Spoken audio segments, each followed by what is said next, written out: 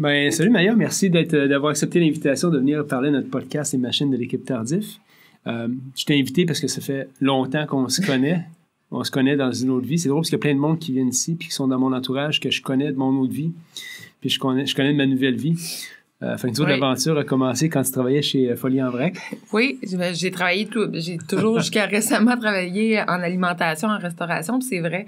À l'époque, c'était sur Sainte-Catherine, puis toi, dans ton ancienne vie, avec ton frère, donc tu étais client, tu venais régulièrement, tout ça. Puis c'est drôle parce que les chemins se recroisent, c'est pas le seul, mais Montréal, c'est une grande ville, mais je me rends compte souvent que finalement, c'est un village. C'est un village, aussi. Ouais.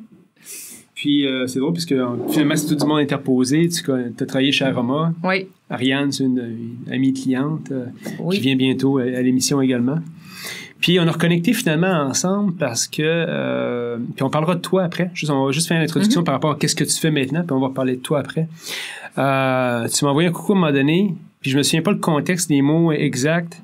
Tu m'as dit, Maxime, je pense qu'évidemment, toutes les ressources dans le quartier ont besoin de gens qui s'impliquent un peu aux donateurs, aux différentes choses. Puis tu disais, je suis au Répit Providence. J'ai dit, écoute, j'ai peut-être une idée pour faire quelque chose. Puis ça a commencé un peu comme ça, qu'on a reconnecté sur cette aventure-là. Mais avant de parler en détail de ça, t'es qui? C'est quoi ton parcours? Comment tu t'es retrouvé au Répit Providence? Alors, on t'écoute.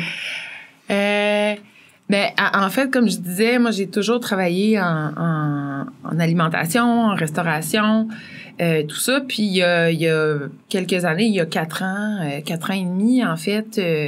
Donc, je travaillais, comme tu disais, j'étais chez Aroma depuis 7 ans, en fait, qui est une boulangerie, là, ici, dans Hochelaga-Maisonneuve. J'adorais mon milieu de travail, j'adorais tout ça, mais mon contexte de vie a fait que je me suis séparée. Je me suis ramassée avec une garde à temps plein de mes 2 enfants très jeunes à l'époque. Donc, 4 ans et demi, 1 an et demi. Puis, il a fallu que je me pose et que je me questionne. J'étais aussi épuisée suite à tout ça, à cette séparation qui avait été très difficile. Puis, j'ai réalisé que ma nouvelle réalité, en fait, ne fitait pas avec les emplois que j'occupais, que j'avais occupés, ce que j'avais fait précédemment dans ma vie. Je me suis dit, ben, c'est très difficile à concilier tout ça. Puis j'ai fait un temps d'arrêt. Je me suis dit, bon, mais qu'est-ce que je fais? Je me ramasse dans cette situation-là. Je n'ai pas de diplôme. Je tiens à le dire, j'avais un diplôme de secondaire 5, mais je n'étais pas diplômée. Puis je me suis dit, bon, non, ça fonctionne pas. Donc, j'ai pris ce temps d'arrêt-là. Puis ensuite, j'ai décidé d'effectuer un retour aux études. Puis ce qui m'a permis de le faire via ça, en fait, c'est Répit Providence. Parce que moi, j'ai pas de famille à Montréal. J'ai un super bon cercle d'amis. J'ai vraiment eu plein de gens qui m'ont appuyé, tout ça. Mais ça enlevait pas le fait que j'avais toujours les enfants. Donc, il y avait une fatigue qui s'installait, un épuisement. Il y avait aussi le fait de dire, bon, c'est beau retourner à l'école, mais quand t'as personne, quand t'es en période d'examen, quand il y a des travaux à remettre, comment tu fonctionnes? Donc, Répit a été là, puis en fait, mes enfants, moi, allaient séjourner à Répit. Ce qui m'a vraiment donné, en fait, la possibilité. Je me suis dit, bon, là, j'ai Répit, j'ai d'autres ressources autour, donc j'y vais, go. Et comme de fait, j'ai réussi à aller me chercher un diplôme au niveau collégial. Puis, très drôle, je pense que je vais raconter l'anecdote parce que quand même, des fois, je pense que ça montre que ça vaut la peine des fois de parler haut et fort puis de dire ce qu'on veut. Moi, je le disais pendant ma formation, je disais, moi, je veux travailler dans le communautaire, je veux travailler autour de chez moi, je veux simplifier ma vie de maman solo-parentale. Je veux que ça soit facilitant pour mes enfants, pour moi. Puis on me décourageait beaucoup. Tu sais, on me disait, mais le milieu communautaire, premièrement, c'est difficile d'en vivre. Deuxièmement, il n'y a pas beaucoup d'emplois là-dedans. Puis à Répit, justement, mes enfants fréquentaient ce milieu-là. Je suis allée une année à leur assemblée générale annuelle. Puis j'allais obtenir mon diplôme en administration, donc en bureautique. Puis j'arrêtais pas pendant la GA de déconner, puis en fait d'écrier, je vais être diplômée bientôt, trouvez-moi un job. C'était tellement une belle gang, je me sentais tellement appuyée dans mon rôle parental là-bas, dans toutes mes démarches, en fait. Je me sentais super appuyée. Donc, j'arrêtais pas de lancer des pointes comme ça pendant l'Assemblée générale annuelle. Puis, ça aura valu la peine parce que quelques semaines après, en fait, un soir, j'étais chez moi, puis je reçois un coup de fil de la directrice qui Il me dit, regarde, justement, l'agent de liaison va quitter pour des nouveaux défis, tout ça. Puis j'ai pensé à toi, je me suis informée auprès du reste de l'équipe, tout ça. Puis on a beaucoup aimé ton dynamisme. On veut t'encourager aussi parce que, justement, tu as entrepris les démarches c'est pour ça que Répi est là aussi, entre autres, pour permettre aux parents qui vivent certaines situations d'aller vraiment se pousser puis d'aller au meilleur d'eux-mêmes pour offrir le meilleur après ça à leurs enfants. Bref, quelques semaines après, j'ai été engagée par Répi Providence. Puis là, ça va faire bientôt, prochainement, 3 ans que je suis là. Donc, vraiment un gros revirement de situation. Puis aussi, vraiment de me ramasser dans un milieu où on respecte la conciliation travail-famille. Je pense qu'on en parle beaucoup depuis quelques années. L'épuisement parental, puis aussi comment on concilie tout ça, avoir du temps de qualité avec ses enfants, avoir du temps pour faire évoluer sa carrière, avoir du temps en tant qu'amoureux, amoureuse. C'est difficile de réussir à tout concilier ça. Puis, je pense que finalement, j'aurais bien fait de pousser pour y arriver parce que finalement, ça fonctionne très bien. Depuis combien de temps tu es chez Répi Providence maintenant? Ça va bientôt faire 3 ans. Ah ouais? Ça va bientôt faire 3 ans. C'était une première. Moi, je connaissais rien du communautaire. Comme je disais, j'avais un background en restauration, en alimentation. Puis je pense que ce qui est vraiment appréciable aussi, c'est que le poste qui était là, selon les intérêts, les capacités, en fait, c'est beaucoup développé depuis 3 ans. Mm-hmm. Donc, j'ai commencé à être beaucoup plus, justement, tu sais, dans le bureau, à faire du travail un peu plus administratif. Je trouve ça le fun parce que selon mes intérêts, mes capacités, maintenant, je fais plein de trucs. Je chapeaute des projets artistiques, des trucs d'agriculture urbaine. Je vais sur des tables de quartier. Tout ce qui est volet sécurité alimentaire, le lien avec Moisson Montréal. Vraiment, c'est at large. Puis je pense que c'est parfait parce que je suis quelqu'un qui aime faire plein de choses, en fait. D'être juste assise à mon bureau toute la semaine.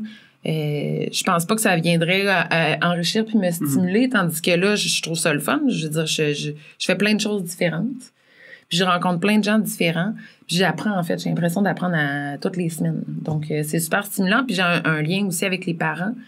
Donc, en répondant au téléphone, en animant des cuisines communautaires, ça me permet vraiment d'avoir des moments de discussion avec les parents, tout ça.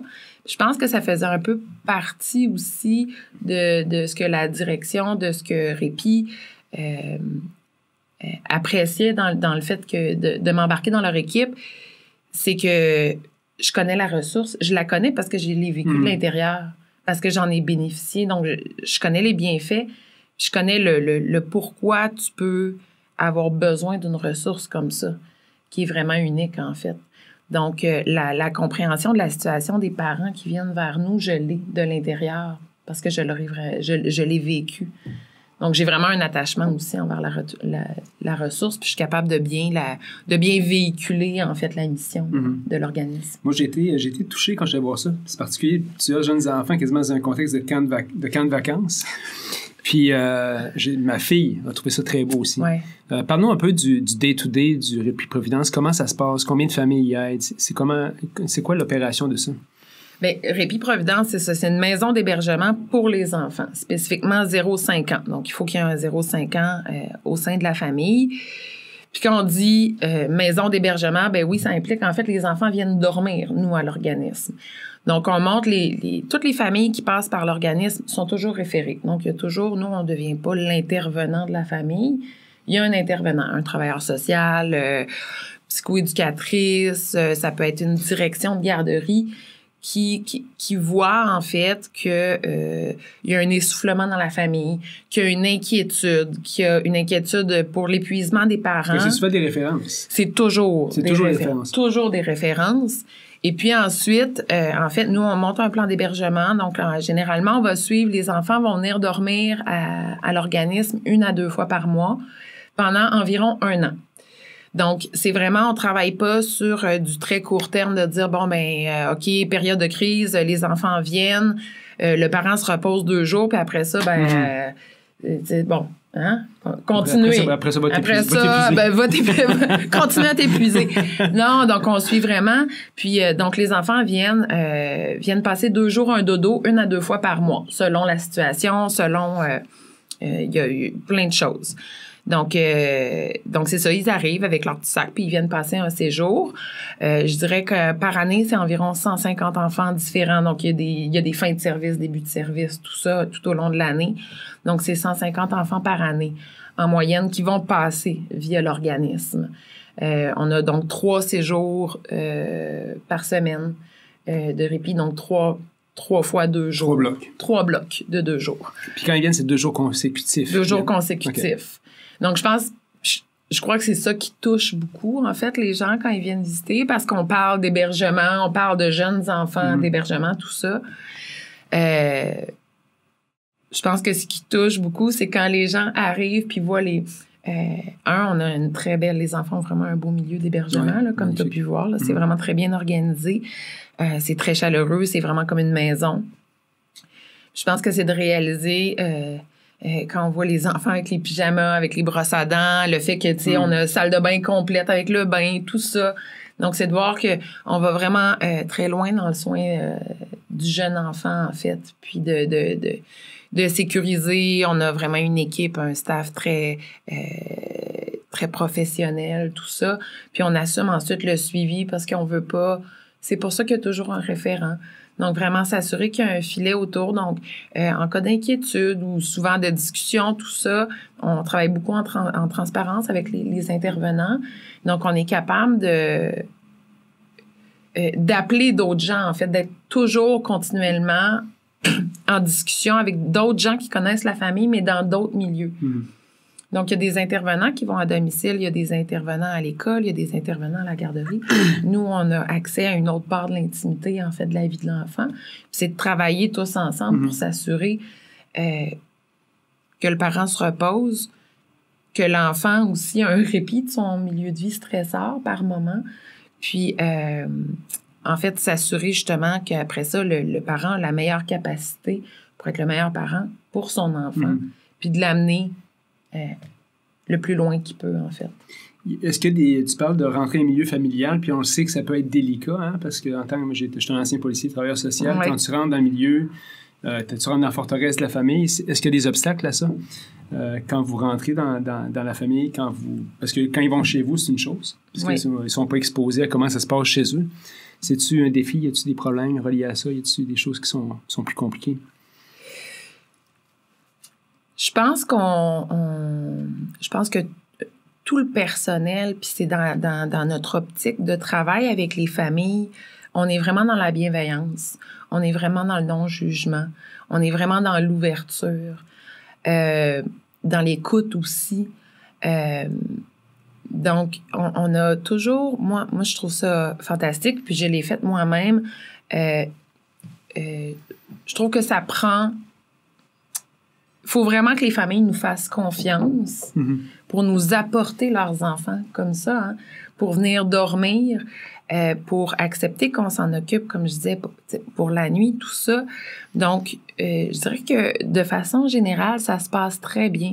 Puis on a un très bon lien avec les parents, avec les enfants. Je pense que lorsque les enfants ont une résilience et une capacité d'adaptation incroyable et formidable, je pense que souvent, il y a plus de réticence de la part des parents. Hein. Souvent, les parents sont plus inquiets du fait que leur enfant aille dormir ailleurs. Je connais pas un enfant qui, après deux fois répit, a pas envie d'y retourner. Puis, avec les parents, les discussions sont toujours ouvertes, transparentes, sont toujours... quand même facile. Je pense que justement, ils ont une confiance qui s'installe rapidement envers l'équipe. Je pense qu'ils voient qu'on a tellement à cœur le bien-être de leur enfant et leur bien-être à eux que ça se passe vraiment très, très bien. Très, très bien. Généralement, c'est plus la coupure quand la fin de service arrive. Même les enfants, souvent, ont eu un très grand attachement, puis les parents aussi. Je pense qu'ils sont très... toujours, il y a comme vraiment un attachement qui se crée, même des parents envers la ressource, en fait. Donc, ils vont continuer ensuite à venir justement, que ce soit pour des cuisines ou pour s'impliquer bénévolement. Puis je dirais que dans la façon qu'on le fait aussi, l'approche qu'on le fait, parce on travaille beaucoup aussi en sécurité alimentaire, parce qu'on s'est rendu compte il y a quelques années que ça faisait beaucoup partie de la vie des familles de Répit-Providence. T'avais l'hébergement, mais c'était aussi une autre partie qui était non comblée, vivait beaucoup d'insécurité alimentaire. Donc, on est allé vers ça. Donc, on travaille à chaque semaine. On a un soutien alimentaire qu'on a maintenant ouvert, en fait. Les intervenants peuvent nous référer pour le soutien alimentaire sans nécessairement utiliser le service d'hébergement. Mm-hmm. Puis souvent, ce qu'on s'est rendu compte avec le temps, puis ce qui est vraiment extraordinaire, je trouve, c'est que c'est une belle porte d'entrée pour le service d'hébergement. Oui, tout à fait. Parce qu'un parent, un intervenant qui voit qu'un parent a certaines réticences, vit un sentiment de culpabilité. Si, mon Dieu, je vais aller porter mes enfants à dormir dans un il peut avoir beaucoup de culpabilité par rapport à ça. Puis souvent, le référencement, pour le soutien alimentaire, le parent apprend à nous connaître. Donc, moi, je descends le soutien alimentaire, je vais beaucoup parler, je prends les familles une à une, on va beaucoup discuter, tout ça. Ça se fait dans une belle ambiance. Café, muffin, tout ça. Là, les parents voient les enfants qui sont hébergés, admettons, à ce moment-là, qui jouent dans la cour, qui s'amusent, tout ça, rencontrent une éducatrice. Ça vient comme un peu démystifier la chose. Puis souvent, c'est par là que tu essaies de prendre la petite porte puis que tu dis « Ah, j'aurai un petit 5 minutes. Est-ce que tu veux visiter de l'autre côté? Est-ce que tu veux? » Puis là, oups, on amène le parent aussi à se déculpabiliser puis à accepter le fait qu'il a peut-être besoin d'un support de ce côté-là aussi. Donc, je trouve ça le fun parce qu'on a plusieurs volets qui permettent aussi justement de... Je pense que c'est ça, d'enlever le sentiment de culpabilité qu'on peut avoir à tes souhaits. Je comprends ça. Oui. L'opération de ça, les employés versus les bénévoles, comment ça fonctionne? C'est quoi les besoins là-dedans pour que ça fonctionne efficacement? Parce qu'il y a un noyau qui est des employés, qui est combien de personnes? Je trouve quand même assez extraordinaire parce que si on regarde, on est ouvert 7 jours sur 7 parce qu'il y a un répit de fin de semaine, il y a le bureau la semaine. On est ouvert donc 7 jours sur 7, 3 nuits par semaine quand même. Puis en fait, c'est entre 7 et 8 employés qui réussissent à faire rouler tout ça. Donc, c'est quand même une très petite équipe. Puis après ça, bien, viennent s'ajouter évidemment une chance. On était à un milieu de stage qui est quand même assez prisé en éducation spécialisée. Ah ben c'est vrai. Donc c'est sûr qu'il y a un bassin de stagiaires qui viennent. Puis ensuite, oui, on a des bénévoles. On a des bénévoles qu'on peut appeler comme ça, que j'appelle, on a notre bassin de bénévoles qu'on peut appeler au besoin. Puis ensuite, on a des bénévoles qui viennent vraiment de façon très constante, donc à chaque semaine, de telle heure à telle heure. Parce qu'il faut pas oublier que, vu le contexte dans lequel on travaille, on veut en fait assurer quand les enfants ils viennent qu'il y ait une stabilité pendant leur séjour. Ouais. Donc, on peut pas, même nos éducatrices, notre staff, en fait, les employés, c'est extraordinaire ce qu'elles font, puisque pour assurer justement une stabilité, elles font des très grosses journées de travail parce qu'on veut éviter une rotation pendant que les enfants sont là. On veut éviter que ça change là, à toutes les... Qui retrouvent ce qu'ils n'ont peut-être pas dans le milieu Exactement, mais aussi justement comme que ce soit les mêmes personnes qui en prennent soin pendant les 2 jours qui sont là et d'éviter les changements constants. Donc oui, on a vraiment une stabilité au niveau du personnel, puis au niveau aussi de nos bénévoles, en fait, accompagnateurs. Mais oui, ça en prend parce que on travaille avec du multi-âge. Puis on fait beaucoup d'activités de stimulation à travers le quartier. On veut aussi que les jeunes apprennent à connaître leur quartier, sortent, voient d'autres ressources pour pouvoir après ça revenir à leurs parents. « Oh, maman, je suis allée à la bibliothèque. Oh, on est allé dans un autre organisme où ils font de la psychomotricité. C'était le fun. » Donc, ça permet aussi de présenter aux enfants puis ensuite d'essayer d'intégrer les parents là-dedans aussi. Donc, oui, ça prend de tout. Les stagiaires, les bénévoles, les accompagnateurs, c'est super important. Dis-moi donc, au niveau des bénévoles, oui. Est-ce que c'est un défi de trouver des bénévoles? De choisir des bénévoles, parce que c'est facile de voir, c'est pas facile, c'est pas vrai. certainement plusieurs personnes vont vouloir donner de leur temps, mais il faut avoir la bonne personne pour être là aussi dans cette ressource-là. Oui, c'est pas tout le monde. C'est pas tout le monde, je pense, qui peut s'impliquer, en fait, auprès peut-être de cette clientèle-là. On est super chanceuse, vraiment. Puis, désolée, je parle au féminin. C'est des filles, on a compris. C'est des filles. Non, mais il y a eu un bout où il y avait un gars, mais on parlait au féminin quand même parce qu'on avait décidé que le féminin l'emportait malgré tout. Mais on est vraiment chanceuse, en fait, parce que je sais pas, il doit avoir un aura ou quelque chose qui fait qu'on a de façon récurrente des gens qui cognent à notre porte. Et qui veulent être bénévoles pour vraiment accompagner les enfants. C'est vraiment... Moi, ça fait 3 ans, j'ai vécu des super belles histoires. Puis vraiment de gens là, comme ça là, qui appellent. Puis là, ben là, je suis passée devant. Ça fait plusieurs fois que je passe devant, je vois des enfants jouer. Qu'est-ce que vous faites exactement, tout ça? Puis qui décident de s'impliquer. Je sais pas. On a vraiment une chance de ce côté-là. Puis on a une partie justement bénévole comme ça pour accompagner les enfants, mais en effet, c'est pas tout le monde. Parce qu'il y en a que ça vient trop toucher. Il y en a qui trouvent ça difficile, c'est déjà arrivé. Est-ce qu'il y a un processus pour que quelqu'un puisse devenir bénévole chez vous? Oui, il y a toujours une rencontre, mais c'est avec moi. Ah ouais. C'est pas facile, c'est pas facile. Donc, il y a toujours une première rencontre avec moi parce que je veux qu'on comprenne bien ce qu'on fait. Il y a une visite de l'organisme, tout ça. Puis oui, évidemment, mais nous c'est exactement comme dans tout milieu qui travaille avec des mineurs. Je veux dire, il faut passer les antécédents judiciaires. Comme un brigadier scolaire. Comme toute personne qui travaille avec un enfant mineur. Puis même si... ensuite, le bénévole, on laissera jamais un bénévole avec le groupe, je veux dire. Ouais. Il y a toujours le personnel qui est présent. Mais malgré tout, oui, il y a certains processus là, à travers lesquels il faut passer. Puis après ça, ben oui, on a des bénévoles, comme je disais, là, un peu aléatoires ou saisonniers, que je vais appeler aussi, des fois, où il y a des bénévoles que j'appelle, des fois, juste, peux-tu venir bercer ce soir 2-3 heures, parce que on anticipe parce qu'il y a des bébés aussi, des fois très petits. Donc, plus on a de paire de bras, plus facile c'est pour tout le monde. Puis ensuite, saisonnier, chaque année, nous, on fleurit les carrés d'arbres, 9 carrés d'arbres là, sur la rue tu sais, jusqu'à Ontario. On a d'ailleurs gagné un prix de l'arrondissement cette année. On était super contents. Il faut que je le plug tout le temps. On était vraiment, vraiment contents. Mais on a notre jardin, tout ça. Donc, à chaque année, on a des bénévoles qui viennent de l'Allemand, en fait, de l'usine Allemand. On a créé un super bon lien, tout ça. Je suis content que tu en parles de ça. Parce que l'Allemand, tu sais, puis je vais les inviter à venir parler aussi. Ils sont un peu réticents à ces affaires-là parce que, tu sais, c'est une drôle de cohabitation. Hein, tu sais, une usine dans le quartier avec les voisins, le voisinage. Mais c'est un bon voisinage, l'allemand, parce que ça implique beaucoup dans beaucoup de choses. On a eu vraiment... c'est quelque chose, moi, quand je suis rentrée, on sentait qu'il y avait peut-être un petit lien qui commençait à se créer. Puis ça l'a été... Je l'ai beaucoup travaillé. J'ai vraiment quelqu'un... d'une super grande générosité là-bas qui s'est vraiment intéressé à la ressource. Puis j'ai fait visiter tout ça.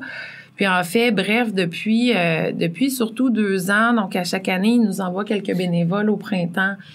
Parce qu'en fait aussi, le lien se faisait bien parce que comme eux disaient, leurs employés passent devant en fait l'organisme régulièrement pour aller dîner sur les promenades d'Ontario, tout ça, pour venir travailler le matin, pour partir le soir. Donc ils trouvaient ça intéressant que nous on s'implique à fleurir en fait puis à verdir ces carrés d'arbres-là. Donc, ils ont proposé justement de nous envoyer des employés pour aider donc la plantation, tourner la terre, c'est quand même beaucoup de travail. Puis ensuite est venu le fait de vouloir nous donner en fait des jouets pour enfants, tout ça avant la période de Noël, puis des vêtements pour que nous, on puisse, lors du soutien alimentaire, juste avant la période des fêtes, redonner à nos familles. Ensuite, j'ai réussi à faire rentrer, donc là, ils nous aident dans notre campagne de financement, parce qu'à chaque année, on a une campagne de financement avec des bouteilles d'huile d'olive. Donc, on vend les bouteilles d'huile d'olive, la moitié va directement à l'organisme. D'ailleurs, il en reste Il en reste quelques-unes, si jamais vous êtes intéressés. Il nous en reste quelques-unes, mais cette année, ça a été vraiment formidable. Donc, plus ça va, plus les employés là-bas sont au courant, le savent, le redemandent d'année en année. Bon, est-ce qu'ils vont encore l'avoir? Donc, on a justement différents types de bénévoles, en fait, qui viennent. Puis oui, une chance qu'on a ça. Une chance. C'est quoi les besoins les plus pressants d'une ressource comme ça présentement? C'est quoi vos besoins puis vos défis que vous avez au niveau pour opérer? Mais pour opérer, je pense que c'est pas juste nous, là. Je pense que ça touche tous les milieux communautaires. Je pense que c'est le financement de base, toujours à la mission. C'est toujours difficile parce qu'il y en a pratiquement pas. Donc, d'avoir du financement récurrent, tout ça, parce qu'à chaque année, c'est à recommencer. Donc, c'est de trouver des partenaires, des recherches, tout ça. Je pense que c'est le défi de tout le monde. Donc, je veux dire, c'est pas que nous. Parce que je trouve que quand même, à Répit-Providence, on a cette chance-là. On a une super belle stabilité au niveau de l'équipe. Je pense qu'on s'apprécie beaucoup. On travaille tous très bien. Puis je pense que la ressource aussi est un employeur de qualité, en fait. Donc, ça donne envie aussi de rester comme... Je parlais de conciliation travail-famille. Je parlais de respect du travailleur. On parle de dynamique d'équipe. Donc, de ce côté-là, justement, c'est très bon, c'est très sain. Mais je pense que, justement, il y a le défi, c'est toujours de se dire, bon, il faut toujours un peu recommencer tout ça. C'est pas évident. Puis c'est beaucoup donc c'est ça, c'est les projets, tout ça, mais je pense que les besoins sont aussi souvent justement par rapport aux bénévoles. Donc par rapport à des bénévoles, je dirais qualifiés. Souvent, c'est ça qui est difficile à aller trouver. Comme on était content, là, on s'est trouvé quelqu'un qui a fait ça toute sa vie de la construction. Fait qu'on le sait maintenant qu'on a un petit quelque chose ou, tu sais, bon, on sait qui a appelé. Donc, mais souvent, d'avoir des bénévoles qualifiés. Donc, tu as une question légale, exemple. Oui, c'est ça. Tu veux pas juste quelqu'un. Tu as besoin de différentes choses. Exactement. De savoir qu'on peut appeler quelqu'un, avoir un conseil, C'est pas que ça arrive souvent, mais je pense que cette banque-là, des fois, de bénévoles vraiment qualifiés, c'est intéressant de la monter puis de l'agrandir puis de la bonifier, en fait, toujours, de toujours l'avoir en tête. Donc, que ce soit justement pour un conseil ou de façon très sporadique, en fait. Est-ce que tu sais combien ça coûte exploiter une ressource comme ça par année? Là, on peut voir, en fait, sur le site Internet, là, sur... dans nos bilans, tout ça. Je pourrais pas te dire exactement. Mais c'est disponible. Puis, oui, c'est qu'on connaît les besoins. Puis oui, absolument. Là, c'est disponible sur notre site Internet. Là, puis prochainement, là, en mars, on a toujours notre assemblée générale annuelle. Les membres sont conviés, mais si jamais il y en a qui sont curieux, c'est toujours bien drôle aussi. Ouais. On aime ça avoir du fun, on aime ça rigoler. Donc, oui, c'est ça. Le rapport annuel est toujours disponible. Il me semble que c'est dans les 500 quelques mille là, par année. Donc, quand même, puis je trouve que c'est comparativement au nombre d'heures, c'est quand même incroyable. Je veux dire, on est 7 jours sur 7, 3 nuits par semaine. Puis là-dessus, il y a des locaux qui sont pas gratuits. Non. J'ai me posé la question une fois, c'est-tu gratuit? Non, c'est pas gratuit. Non. Il y a un loyer à payer. Il y a un loyer à payer, évidemment. Puis pour les gens qui ne savent pas, vous êtes où? Vous êtes sur Désiré, au coin de la rue Ontario, juste derrière l'église. Oui, exactement. Puis je trouve ça le fun parce que aussi, plus là, on fait beaucoup de projets, justement, on a fait beaucoup de projets en agriculture, en verdissement, tout ça. Puis j'ai été incroyablement surprise, étonnée, puis vraiment heureuse. L'été dernier, ça l'a vraiment, on dirait, débouché. Il y a eu beaucoup de gens du quartier qui sont venus, qui passaient, qui nous voyaient dans la cour, qui nous voyaient arroser. Puis qui sont venus vraiment d'eux-mêmes nous parler, qui disaient ça fait tous les matins, je promène mon chien, je passe, je me suis toujours demandé c'était quoi, mais là les gens rentrent dans la cour, viennent nous voir, viennent nous parler. Moi je trouve ça incroyable, c'est vraiment agréable. On commence à être connu de plus en plus. Il faut comprendre qu'il y a eu un certain temps où l'organisme était un petit peu plus peut-être underground, si on peut dire, parce qu'il y avait de l'urgence sociale qui était faite. Donc là, c'était moins possible d'être très visible. Là, on le travaille pas comme ça. Donc, on est vraiment dans une période aussi où c'est ça, on a envie de rayonner, on a envie que les gens sachent ce qu'on fait, parce qu'il faut comprendre c'est gratuit, là. Les familles ne payent pas pour le service. Ouais. Puis on est les seuls qui le faisons comme ça, qui le travaillons de cette manière-là. Donc, premièrement... Quand vous dites les seuls, c'est parce qu'il y a d'autres haltérépies qui ne fonctionnent pas nécessairement comme ça? Pour de la nuit... Pour de la nuit, effectivement. Pour de la nuit... Parce que je connais d'autres haltérépies qui sont sur Chambly. Les gens, souvent, confondent répit avec des demi-journées, l'équivalent d'une garderie. Non, c'est ça, des répits comme ça, de nuit, gratuits en plus. Il n'y en a pas vraiment. Qui roulent comme ça à l'année, il n'y en a pas, en fait. Ah oui, qui vont prendre du 0,5 ans, qui vont... donc, c'est vraiment unique comme ressource. Vous êtes la seule ressource du genre dans le secteur? Oui, absolument. Mais absolument. Est-ce que tu peux aller plus loin que ça, genre dans le sud de l'île de Montréal, à Montréal? Je sais qu'il y a d'autres ressources, mais ça fonctionne pas de la même façon. Soit qu'il y a des ressources pour des enfants à besoins particuliers, mais là, c'est toujours payant, puis il y a des listes d'attente, malheureusement. Ensuite, c'est ça, de l'avoir vraiment organisé comme ça, avec une récurrence, avec un suivi, avec... ça, il n'y en a pas. Il n'y en a pas. Donc, il faut comprendre aussi justement que le parent, nous, la ressource, c'est ça, elle est gratuite pour lui. Puis aussi, c'est qu'il n'y a pas de limitation au niveau du budget même familial, ou je veux dire, on n'embarque pas là-dedans. Mm-hmm. Un référent qui considère que Répit Providence, que ce soit au niveau du soutien alimentaire ou de l'hébergement, qui considère que la famille en a besoin, si on a la capacité, on va desservir la famille, en fait. Okay. Parce qu'on fait juste penser, puis on en a beaucoup, là,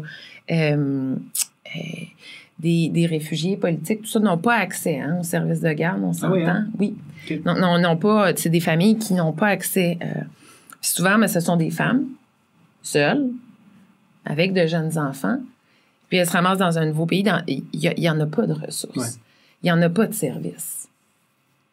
Nous, on a la capacité, en fait, d'aider. Si ça rentre dans certains critères, tout ça, puis si on est capable de les intégrer rapidement, on va le faire, en fait. Est-ce que vous devez refuser des gens? Est-ce qu'il y a des listes d'attente?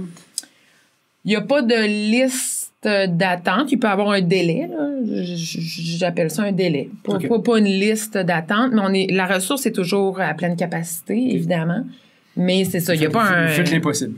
On fait l'impossible. On fait l'impossible, puis on se garde un peu de jeu tout le temps. Tantôt, tu as dit quelque chose, puis ça m'a interpellé un peu, puis ça va peut-être interpeller des gens, parce qu'il y a plein de monde qui écoute le podcast, il y a des entrepreneurs, entre autres, qui te disent, on travaille super bien ensemble. Votre ressource, les employés. C'est quoi le secret, tu penses, pour bien travailler ensemble dans ce milieu-là ou dans n'importe quel milieu? Qu'est-ce qui est votre recette secrète à vous autres pour ça? Je pense qu'il y a une grosse part qui est la bienveillance les uns envers les autres, l'écoute. C'est quelque chose qu'on travaille de façon récurrente aussi en équipe, par contre, qu'on essaie de se rappeler souvent, puis de comprendre la réalité de tout un chacun, en fait, puis de prendre la peine de bien l'expliquer, pas laisser cumuler. Chacun a quand même son champ d'expertise. Par contre, il y a beaucoup d'entraide. Il n'y a pas de saut métier. Il n'y a pas de sous-valorisation. Il n'y a pas de grande échelle où, ça, c'est la directrice. Donc, je pense qu'il y a un côté très, très humain qu'on travaille ensemble. Je pense aussi que notre CA nous apprécie énormément, nous le fait savoir, nous le fait sentir. Je pense aussi que, un peu comme je disais au début, je pense que on travaille beaucoup selon les capacités de chacune, puis les besoins aussi de chacune, puis les compétences. Je pense que si on voit que quelqu'un a justement une facilité on va pousser, tout le monde même va pousser pour dire, vas-y, déploie tes ailes, puis vas-y, fais ton maximum. tout le monde peut le travailler un peu à sa manière aussi. Je pense que là-dedans, il y a quelque chose d'important. Puis, d'avoir des bonnes conditions de travail. Je suis désolée, mais je pense que ça vaut la peine de le nommer. Puis sans rentrer dans... Mais de sentir que notre travail est apprécié, puis qu'on est toutes capables de bien vivre notre vie quand même, somme toute. Mm-hmm. Puis tout ça, je pense que ça aussi, ça a une importance. Donc, des belles conditions de travail. Puis justement, d'avoir la compréhension, hein, qu'on a des familles, qu'on a des enfants, donc cette conciliation-là se fait de façon très harmonieuse. Cool. Puis, on a fait finalement une activité ensemble récemment, parce que quand tu m'as interpellé, moi, je suis un gars d'idées. Une sorte d'idées, là, puis à un moment donné, j'aime ça. J'avais le Club des Jaguars, le club de course qu'on a fait pendant 1 an, puis ça avait bien roulé, puis on faisait de la course à pied. Puis finalement, moi, j'aime ça donner de mon temps. Parce que donner en temps, tu sais, qu'entrepreneur, faire des dons, c'est correct, mais c'est très... tu sais, ça dure 1 seconde. Hein? Tu donnes un don à quelqu'un, puis c'est le fun. C'est correct, c'est un besoin qu'il y a, mais des fois, je sens que j'ai besoin d'en faire juste un petit peu plus pour aider. Puis d'embarquer du monde avec nous autres, c'est le fun aussi. J'ai fait le pari de faire pendant 10 semaines avec des jeunes, faire de la course autour du Répit-Providence pour ramasser $1 par kilomètre fait. C'est pas évident, c'était le mardi soir, sur les heures de repas, les enfants des activités, les parents des activités. Puis finalement, on a réussi à avoir un petit groupe qui venait relativement souvent. Je suis pas mal fier des enfants qui sont venus, puis moi je parle pour moi parce que mes enfants sont venus, mais ils savaient pourquoi ils le faisaient. Mm-hmm. Puis c'était les premiers à dire hey papa on va courir à soir. Ils savaient pourquoi ils couraient, tu sais. Fait que j'ai aimé faire ça avec eux autres. C'était une première initiative qu'on a faite ensemble. Je prévois faire d'autres affaires, peut-être un peu plus qui vont générer un petit peu plus de sous à l'avenir. Mais j'ai vraiment aimé faire ça avec les enfants pendant 10 semaines. C'était le fun. C'est sûr que mobiliser des gens sur une longue période de temps, c'est difficile. Ça va du monde tous les soirs. Mais j'ai vraiment aimé. Puis voir la ressource des enfants tous les soirs, y aller. On peut aller dans Répit-Providence. Moi, je sais, venez me rejoindre. Fait que c'était bien le fun. Comment t'as vécu ça, toi, cette initiative-là? Comment t'as vu ça?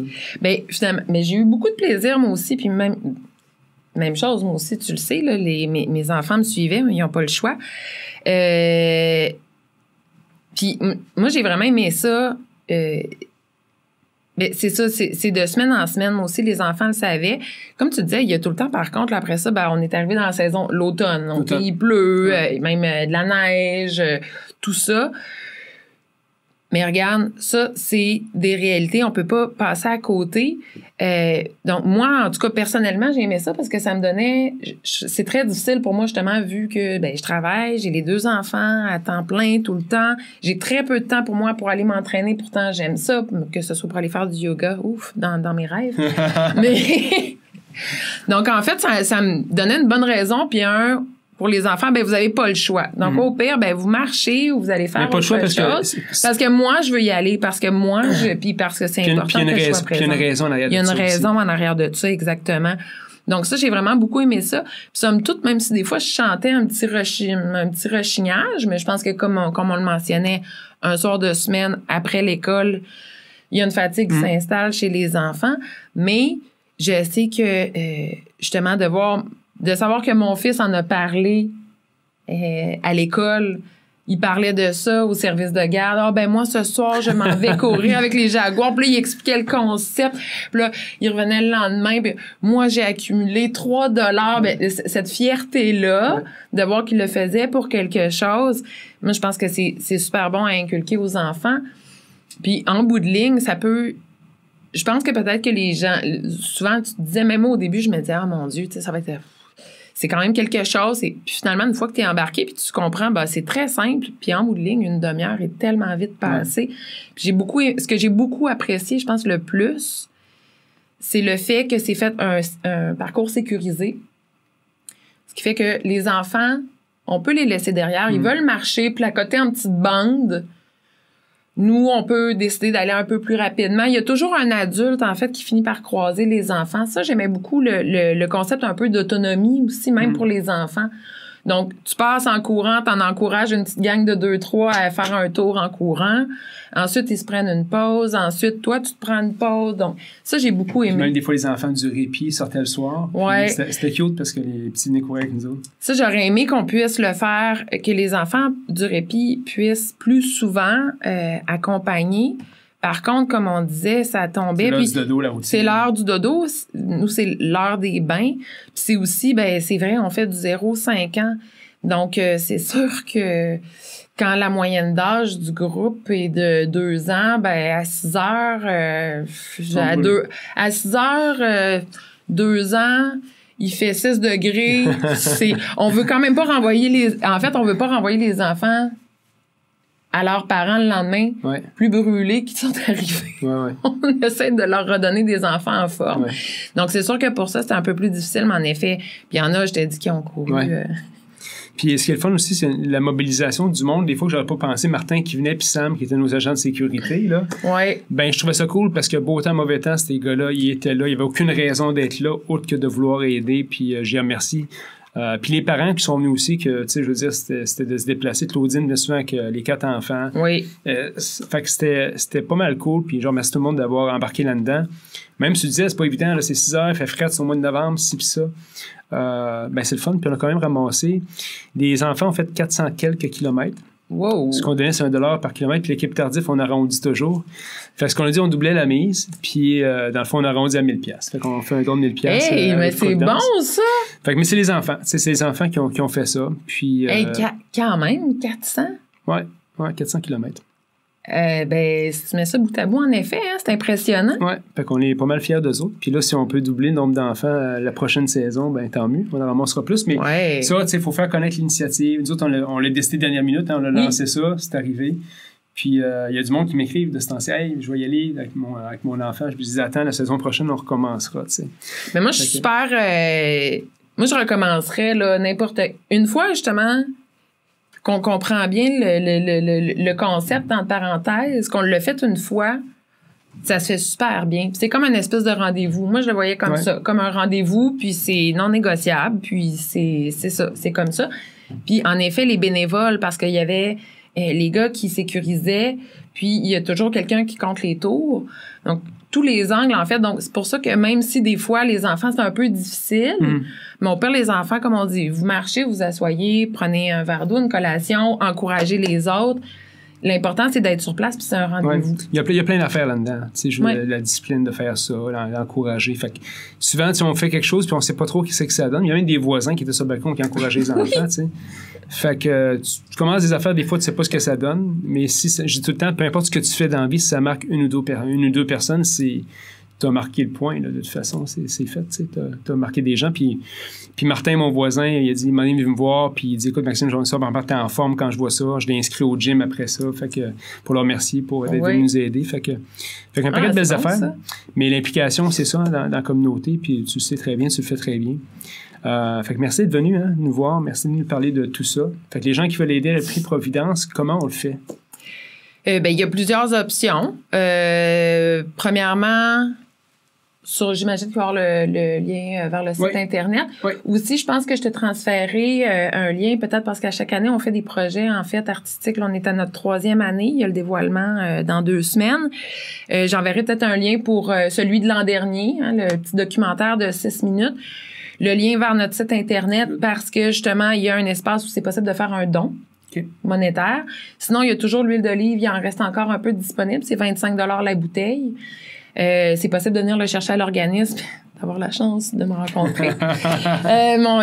Le numéro de téléphone est sur la page Facebook, le site Internet. Donc, les gens aussi peuvent appeler, que ce soit pour faire du bénévolat, que ce soit pour un don financier.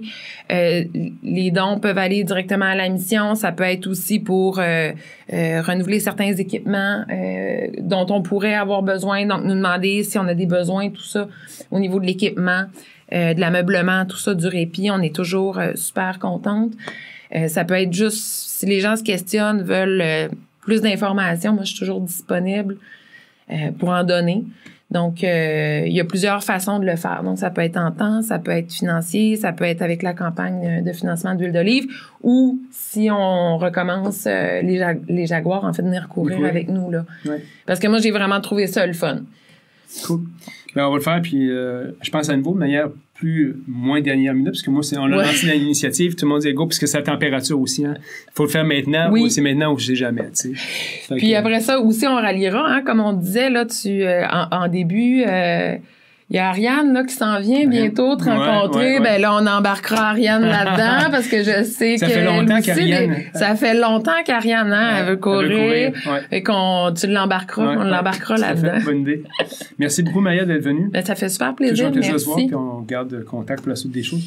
Puis là, sais-tu quoi? Je t'ai écrit en fait, le chèque n'est pas écrit, je te l'écris là. Ah, tu me l'écris là. Tu sais, genre, on va faire un faux nez, genre la remise du chèque qui n'est pas encore signé. Je te fais ça tout de suite. Je signe là, par exemple.